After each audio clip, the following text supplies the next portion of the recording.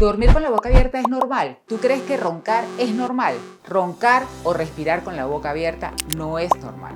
Así que nosotros podemos ayudarte para que la nariz cumpla sus funciones de limpiar el aire, calentarlo, humedecerlo y darle la velocidad adecuada para que los pulmones hagan ese intercambio gaseoso y la energía esté perfecta en cada una de tus células. Roncar no es normal.